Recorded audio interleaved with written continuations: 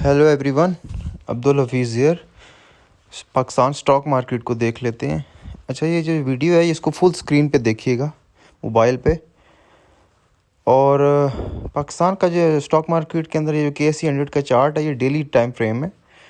तो इसका जो टॉप लगा है वो 1,91,000 पे लगा है। 1,91,000 के बाद मार्केट नीचे आई है US ईरान के इशू की वजह से। और ये जो स्ट्रक्चर है ये करेक्शन का, अगर ये स्ट्रक्चर जिगजैग स्ट्रक्चर है जिसके अंदर 3 डायमेंशंस होती हैं, और 3 डायमेंशन को हम वेव ABC कहते हैं। और ये जो C वेव है ये थोड़ा सा ज़्यादा एक्सटेंड कर गई है, और ये C वेव 5 वेव्स के अंदर होती है। ठीक है, तो ये जो मैं वर्डिंग यूज़ कर रहा हूँ ये डिफरेंट एडवांस एनालिसिस की वर्डिंग है, मे बी आपको समझ ना आए, लेकिन बात ये है कि ये जो करेक्शन है तो ये अभी स्टिल इंटैक्ट है। ठीक है, और ये जो स्ट्रक्चर अभी नीचे चल रहा है इसकी एक और मूव नीचे की अभी रहती है, क्योंकि इसने अभी 3 वेव नीचे देखे ना, बॉटम पे 3 लिखा हुआ है, इसके बाद इसने 4 लगा के फिर 5th नीचे लेके जानी है, क्योंकि मार्केट या 3 स्ट्रक्चर में कंप्लीट होती है या 5 में। तो यहाँ इसको 5 में कंप्लीट होना चाहिए। तो ये जो करेक्शन है ये डीप करेक्शन है, और टाइम से ज़्यादा ये एम्पलीट्यूड में जो है ना मैग्नीट्यूड में बड़ी है। एम्पलीट्यूड इसका टाइम का थोड़ा है, लेकिन मैग्नीट्यूड इसका तकरीबन 40-50 हज़ार पॉइंट का तो ऑलरेडी हो चुके हैं।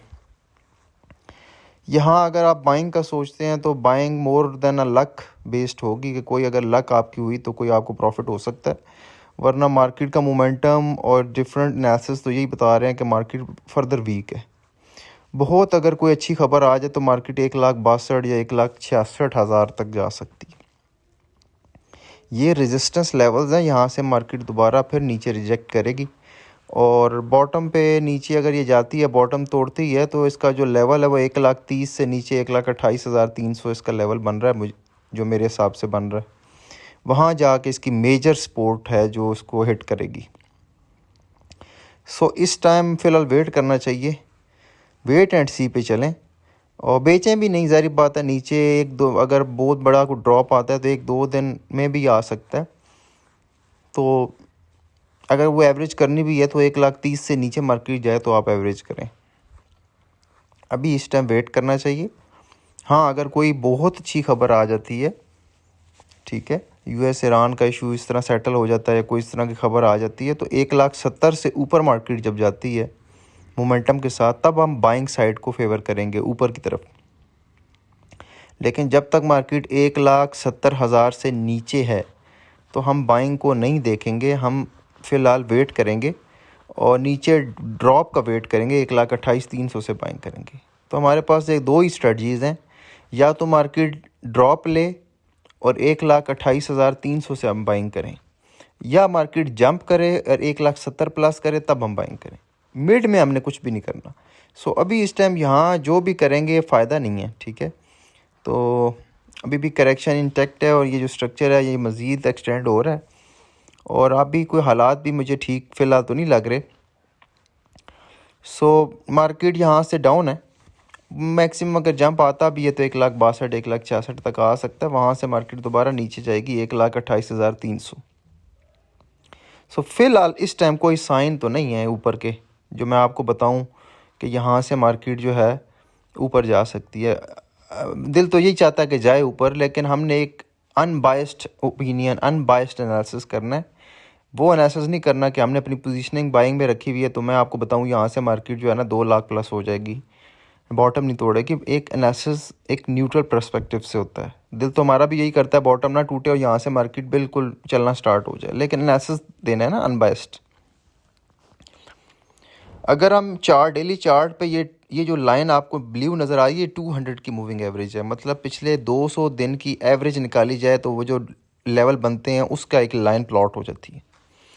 ये बहुत स्ट्रॉन्ग सपोर्ट होती है। ठीक है, ये तभी टूटती है जब मार्केट बहुत ज़्यादा वीक हो। तो ये पहले तो ये नहीं टूट रही थी, पहले मार्केट इसी के ऊपर जाके चलती जा रही थी। तो रिसेंटली US ईरान के इशू की वजह से मार्केट समहाउ इससे नीचे आ गई और अभी वहाँ जाके सस्टेन हो रही है। तो ये भी इस चीज़ को बताता है कि मार्केट अभी रेडी नहीं है। मार्केट जब तक इस 200 मूविंग एवरेज से ऊपर नहीं ना आती वापस, तो तब तक ये मार्केट वीक है, और वापस तभी आएगी जब 1,70,000 से ऊपर आएगी। ठीक है। सो इस कंडीशन में भी मार्केट नीचे RSI रिलेटिव स्ट्रेंथ इंडेक्स 14 के पीरियड का ये भी तकरीबन 50 जो सेंटर पॉइंट है वहाँ से रिजेक्शन ले रहा है, क्योंकि मार्केट अगर बीरिश मोड में होती है तो उसका जो सेंट्रल पॉइंट होता है वो ओवरबॉट टेरिटरी होती है। तो ये तकरीबन अगर जंप करता है तो फिर 50 से ऑलरेडी शायद रिजेक्ट हो चुका है, या अगर RSI ऊपर जाता भी है तो इस सेंट्रल पॉइंट से फिर रिजेक्शन ले लेगा।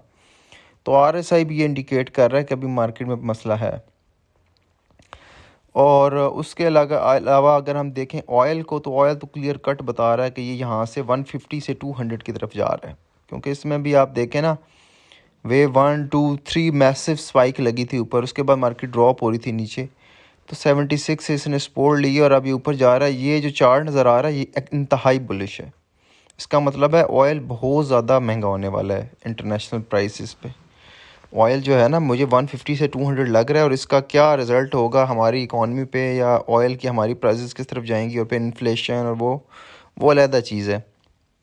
लेकिन ये जो इंटरनेशनल प्राइसेस में जो ऑयल का चार्ट है ये एक्सट्रीमली बुलिश लग रहा है, और मैं सरप्राइज़ नहीं होऊंगा कि ये 150 से 200 चला जाए।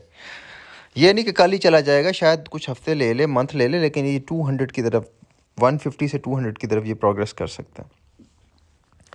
सो ऑयल का रेट, तो ऑयल में कोई ऐसी चीज़ नहीं नज़र आ रही कि मैं कहूँ कि यहाँ से ये ऑयल का रेट नीचे आएगा। ठीक है, ऑयल यहाँ से इंटरनेशनल प्राइसेस ऑयल की बहुत मज़ीद ऊपर जाएंगी। ठीक है, और RSI भी वीक की तरफ इंडिकेट कर रहा है, 200 की मूविंग एवरेज से भी हम नीचे हैं। सो ओवरऑल मार्केट में अगर हम मंडे को बैठ के फिर छोटी छोटी बाइंग करते हैं तो फिर रिज़ल्ट नहीं मिलना, तो बेहतर है वेट एंड सी पे चला जाए। लाजमी नहीं है कि हमने हर रोज़ मार्केट में बैठ के ना, फ़र्ज़ है कि हम उसमें जी कुछ ना कुछ बाय करें।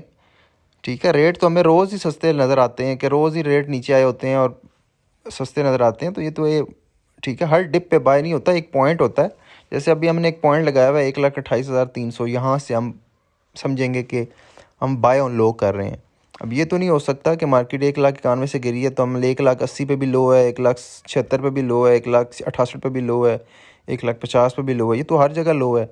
ये बाइंग ऑन लो, ठीक है, ये स्ट्रेटजी ठीक नहीं है। ठीक है, एक तो करेक्शन जब आती हैं तो लोगों के पास स्ट्रेटजी एक ही होती है कि एवरेज करते जाओ नीचे। भाई एवरेज का भी कोई पॉइंट होता है जहाँ एवरेज की जाती है। अब हर पॉइंट पे एवरेज कितने पैसे हों हमारे पास के करें।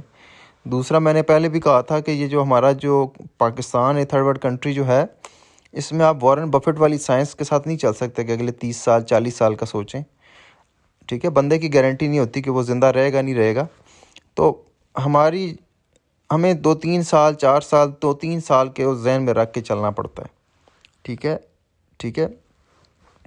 सो अभी ये जो ड्रॉप आ रहा है ये लाजमी नहीं है कि एक बीरिश चैप्टर स्टार्ट हो गया और टॉप लग गया, आगे 5 साल मार्केट नीचे रहेगी, ऐसा नहीं है।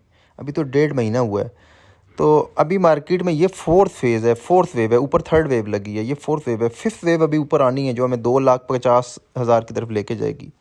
तो जो लोग अभी फंसे हुए हैं, एक बुलिश चैप्टर रहता है, क्योंकि मैंने पहले बताया हुआ कि मार्केट 2028 तक ऊपर जाएगी लॉन्गर रन में, तो हमें 2,40,000 2,50,000 के लेवल नज़र आएंगे मार्केट के अंदर, और जो स्टॉक नहीं चले वो भी चलेंगे। लेकिन फ़िलहाल हम US ईरान का ये जो टेंशन है इसमें फंस गए हैं। ये जब तक न्यूट्रलाइज़ नहीं होता तब तक तो हम इधर ही फंसे रहेंगे। जब ये न्यूट्रलाइज़ होगा फिर आप देखिएगा ये मार्केट आपकी 2,50,000 2,60,000 की तरफ जाएगी, और वो स्टॉक चलेंगे जो पहले नहीं चले थे। जैसे IT सेक्टर पहले नहीं चला, अब वो चलेगा।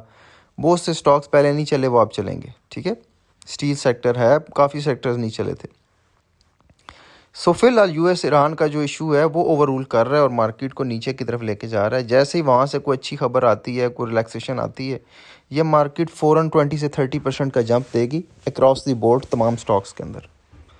सो वेट करें, या तो 1,28,300 पे मार्केट है वहाँ से बाइंग बनाएंगे, या फिर 1,70,000 से प्लस हो वहाँ से बाइंग बनाएंगे। ठीक है, थैंक यू वेरी मच।